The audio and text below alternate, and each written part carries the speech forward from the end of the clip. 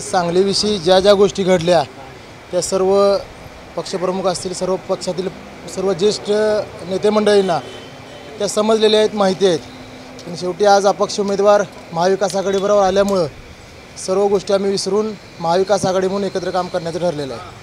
Sir, सांगलीमध्ये आपला पराभव झाला, काँग्रेसची साथ तिकडे आपल्याला मिळालेली दिसली नाही, युती धर्म पाळला नाही काँग्रेसने, असं सध्याचं चित्र आहे. तर त्या संदर्भात काही चर्चा झाली का?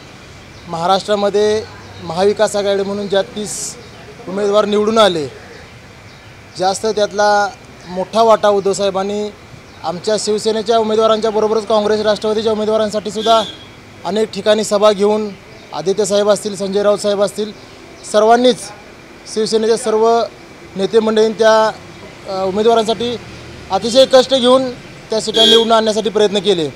पण तीच गोष्ट कुठं सांगलीत बघायला मिळाली नाही. ही खंत खरं माझ्या एक उमेदवार म्हणून आणि आमचा पक्ष शिवसेना पक्ष म्हणून ही खंत आमच्या मनामध्ये नक्कीच आहे.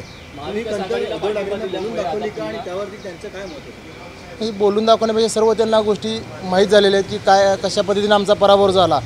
पण ज्या महाविकास आघाडीसाठी शिवसेना पक्षाने एवढं कष्ट घेतलं, त्याच शिवसेनेच्या उमेदवाराबरोबर ज्या काही गोष्टी घडल्या सांगलीमध्ये त्या सर्व आम्हाला मनाला लागण्यासारख्या आहेत. तर विजयी उमेदवारासोबत आता आगामी विधानसभा निवडणुकीच्या दृष्टिकोनाने काम तुम्ही सोबत करणार का? मनात खंत असताना त्यांच्यासोबत काम करणार का? कशाप्रमाणे एक समन्वय साधून तुम्ही हे काम करणार? त्या बाबतीतला सर्व निर्णय आमचे पक्षप्रमुख पक्षश्रेष्ठी घेतील आणि त्यांचा जो आदेश येईल त्या आदेशाप्रमाणे आम्ही इथून पुढे काम करू.